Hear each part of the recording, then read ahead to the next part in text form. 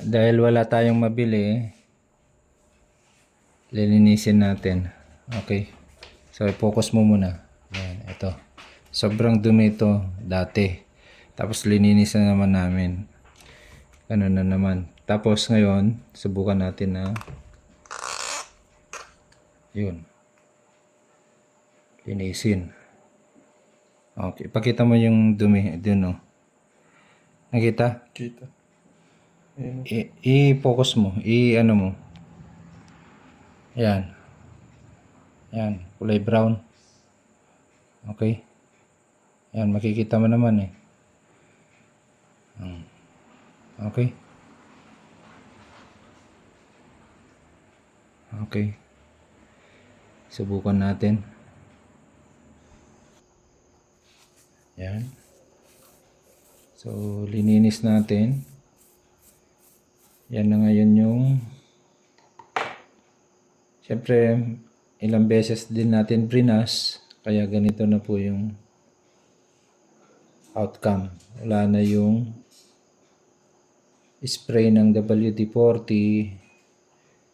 para tanggal yung kalawang. Okay, na dumikit. Kulay brown kanina dun. Kita sa unang video. Ngayon, wala na. Makinis na. Ayan. Then, ito, binabad naman namin kagabi ito. Hanggang ngayon, binabad din. Pero, ang maganda ngayon is ito ang nangyari. Makikita nyo ngayon yung mas maganda ngayon yung paggalaw niya. Ayan. Kita yung tumatalsik tsaka yung tunog. Ayan po yun. So lalagyan natin para makita.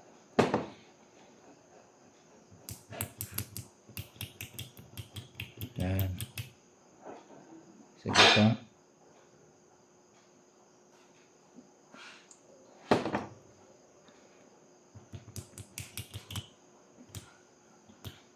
Ayan. So ayos. Baka sakaling nagawa pa natin ng paraan, subukan natin, paandarin natin at umandar na one click. Ibig sabihin nun, pwede pa. Pero pag Ayan, hindi testing na one natin click, na bro, ihawakan mo kasi ikaw ang pinahawak ko kahapon eh. Oh, 3.3 lang yan ha. Oh, No, malakas nga ba yun? oh. Oo. Ilagyan natin ng WD-40 para kita nila na tumatalsik. Yan. Malakas. Valve po yan ha. Hindi po pressure yan ha. Hindi No. valve lang yan.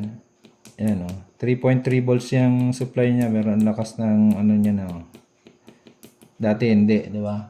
Anong ano mo na kahapon?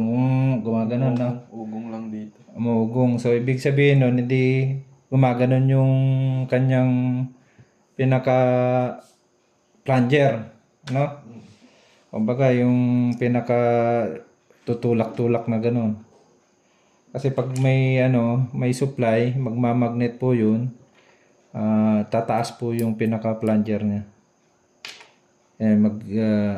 Lalabas na rin yung mag-o-open dito.